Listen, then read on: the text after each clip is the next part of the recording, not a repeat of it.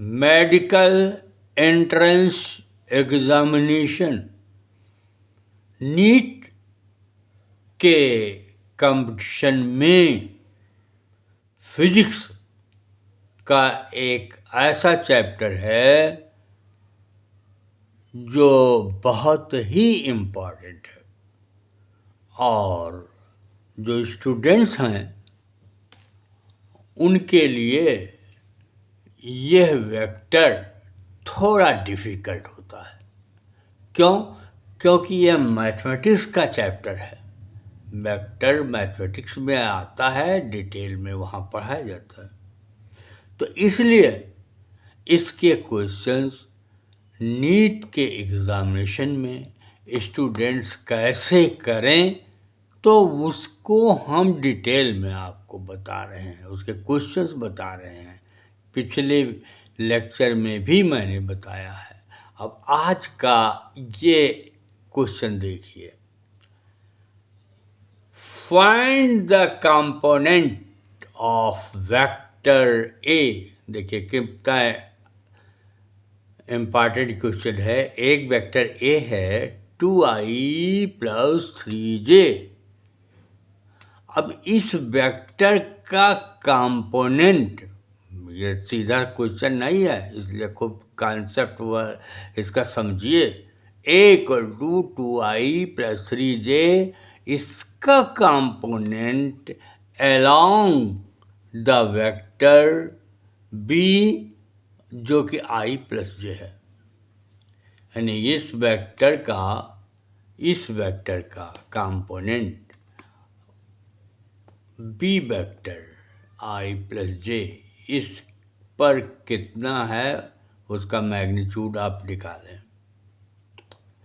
तो आप जानते हैं कि कंपोनेंट आपने कहीं x एक्सिस के अलांग, y एक्सिस और z एक्सिस के अलांग पढ़ा है, लेकिन एक वेक्टर का दूसरे वेक्टर के अलांग कंपोनेंट निकालने का तरीका हम आपको बता रहे हैं। तो सबसे पहले आप क्या करेंगे, आप जिस वेक्टर के अलोंग कंपोनेंट, जैसे कौन वेक्टर है v = i + j, समझ में आ रहा?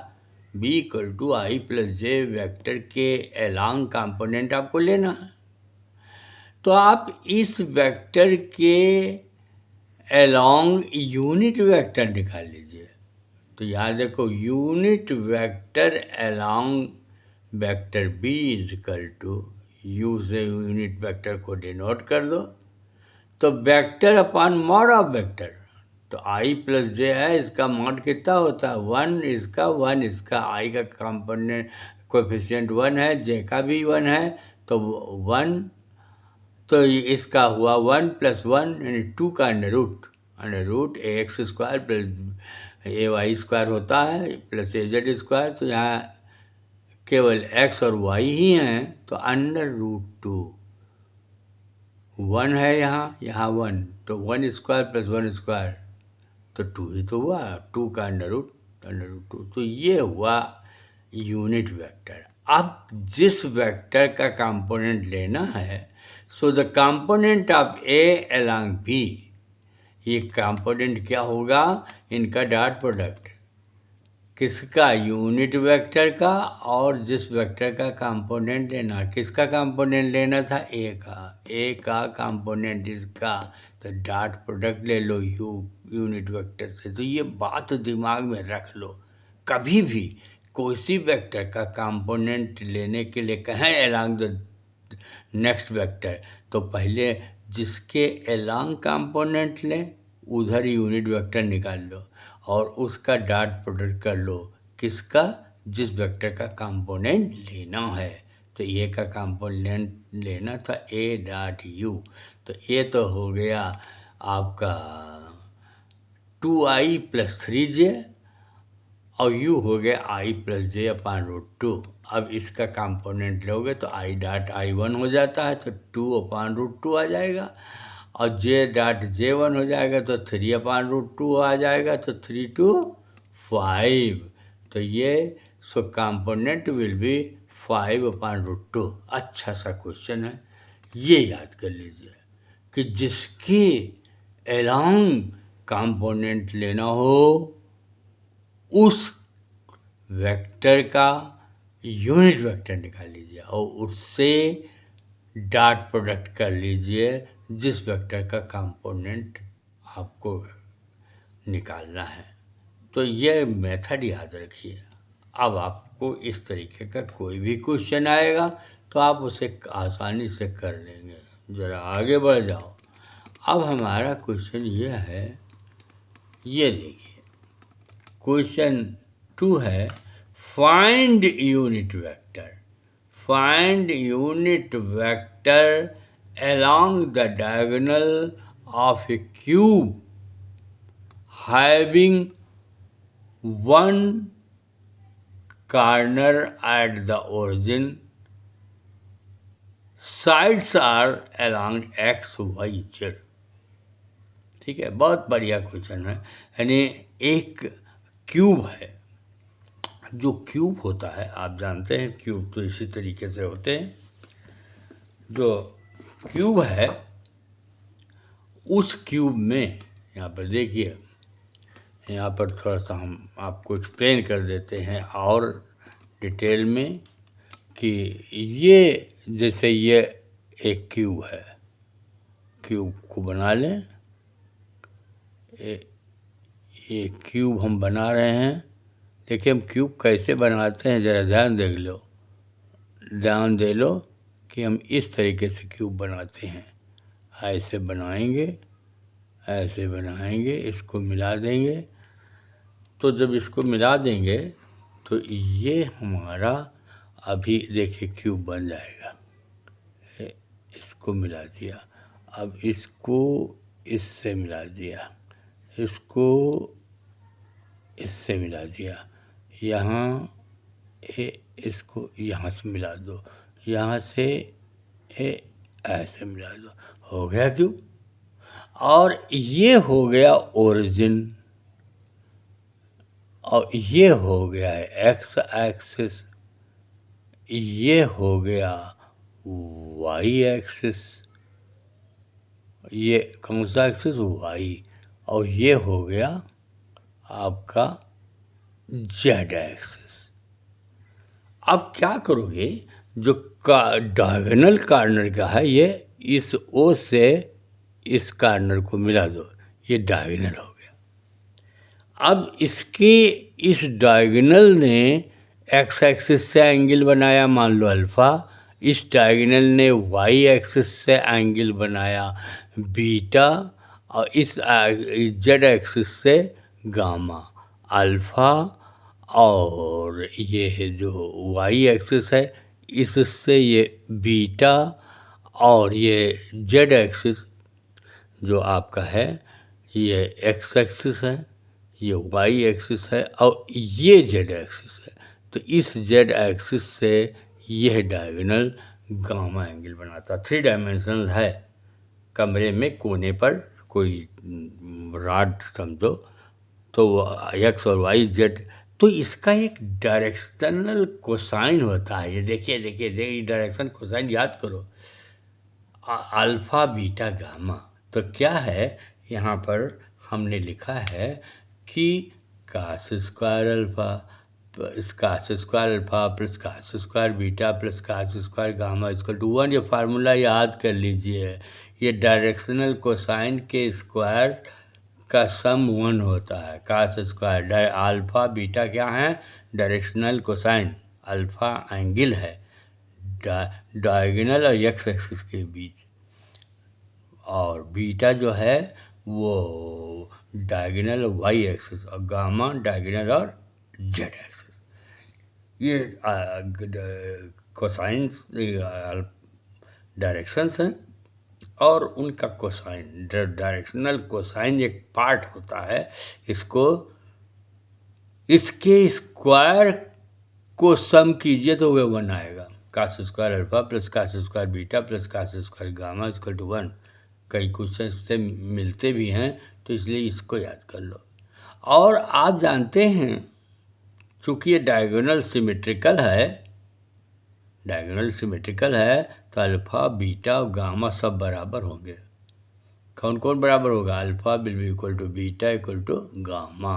तो 3 सबको अल्फ़ा कर लो तो 3 cos square alpha equal to 1, तो cos square alpha equal to 1/3, तो cos alpha equal to 1/√3, cos alpha equal to कितना आया 1/√3। तो इस तरीके से डायगोनल कोसाइन आ गया। अब कहते हैं यूनिट वेक्टर निकालना है, तो यूनिट वेक्टर क्या होगा, आई जे के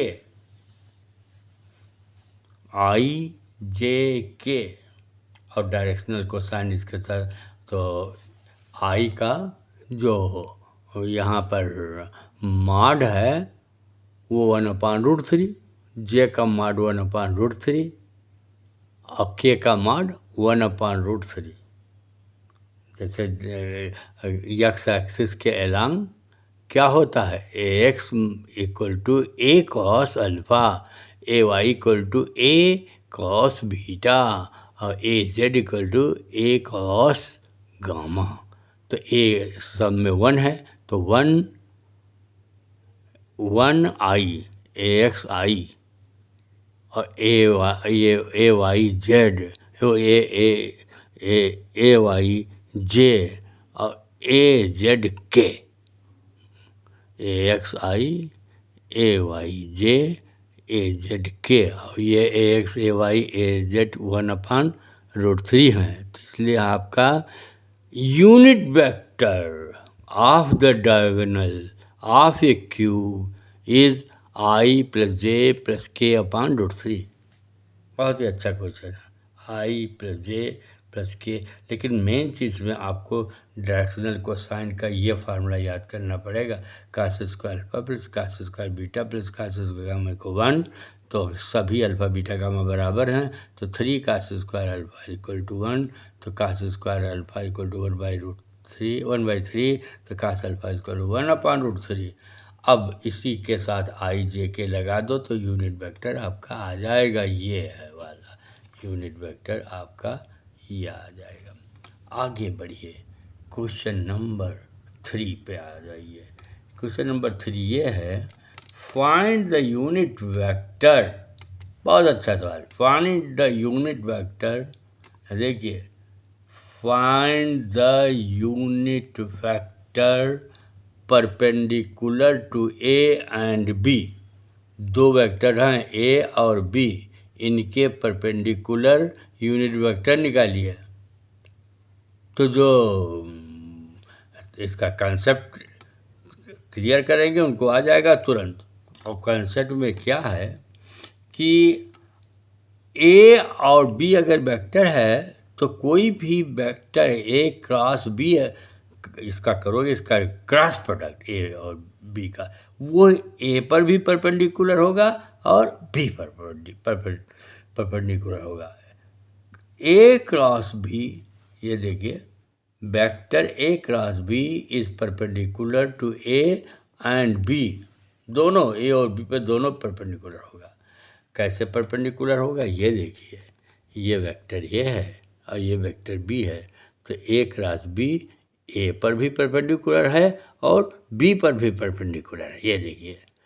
तो अब ए क्रॉस बी वेक्टर हो गया, अब इसका मॉड ले लो तो वो होगा ए क्रॉस बी और ये मॉड, तो vector upon mod of vector is unit vector. तो यूनिट वेक्टर क्या होता है, vector upon its mod is unit vector, vector upon its mod is unit vector. तो अब आप ए और बी का जो यूनिट वेक्टर है परपेंडिकुलर डायरेक्शन में, वो क्या होगा, ए क्रॉस बी अपॉन ए क्रॉस बी का मॉड। बहुत अच्छा क्वेश्चन है ये, बहुत अच्छा क्वेश्चन है। देखिए ध्यान से, आगे बढ़िए। अब उसके बाद आपका ये आया, ये देखिए क्या है, क्वेश्चन नंबर 4 है। क्वेश्चन नंबर 4 क्या है, if a vector a plus b का mod upon vector a minus vector b का मॉड, इनका रेशियो 1 है, तो ए और बी के बीच एंगल निकालिए। तो आप क्या करेंगे, इनका क्रॉस मल्टीप्लिकेशन करेंगे, स्क्वायर कर देंगे, तो आपका यही तो आ जाएगा, find the angle between A and B, आपको निकालना find the angle between A and B. तो आपने क्या किया, ए प्लस बी का इधर का स्क्वायर किया, ए माइनस बी का स्क्वायर, दोनों बराबर हैं क्योंकि इससे क्रॉस मल्टीप्लिकेशन करोगे फिर स्क्वायर कर दोगे।